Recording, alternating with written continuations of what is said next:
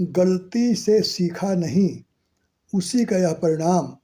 NEET परीक्षा रद्द हुई, एनटीए बदनाम।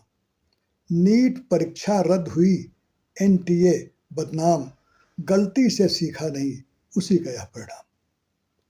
साथियों, अब तो यह एक रिवाज सा बन गया है कि जब भी कभी कोई बड़ी घटना, दुर्घटना होती है तो लोगों का गुस्सा कम करने के लिए कुछ धरपकड़ हो जाती है और उसके बाद फिर एक उच्च स्तरीय समिति बैठ जाती है जो जांच करेगी और उसके बाद फिर वो सिफारिश देती है।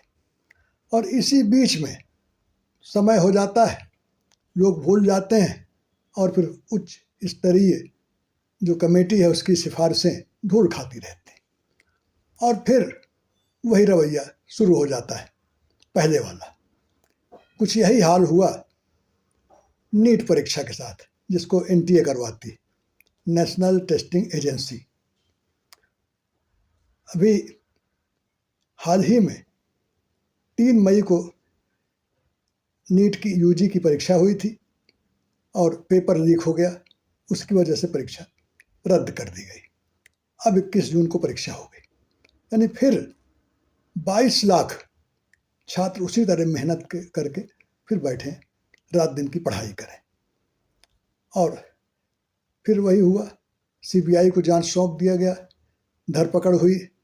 बताते हैं कि 11 लोग पकड़े गए हैं, जयपुर, दिल्ली, नासिक, पुणे आदि शहरों से। और जांच समिति फिर सिफारिश देगी। यही काम 2024 में भी हुआ था, नीट परीक्षा लीक हुई थी, हालांकि परीक्षा उस समय रद्द नहीं की गई थी। और उसके बाद इसरो के प्रमुख डॉक्टर के राधाकृष्णन की अध्यक्षता में कमेटी बनी थी और उस कमेटी ने 101 सिफारिशें दी। अगर उनकी 2-3 प्रमुख बातें भी मान ली जाती तो शायद यह घटना दोबारा नहीं होती। और इसी पर सख्त रवैया अख्तियार करते हुए सुप्रीम कोर्ट ने फटकारा है और कहा कि अगर एनटीए ने गलती सुधार लिया होता तो आज यह घटना नहीं होती।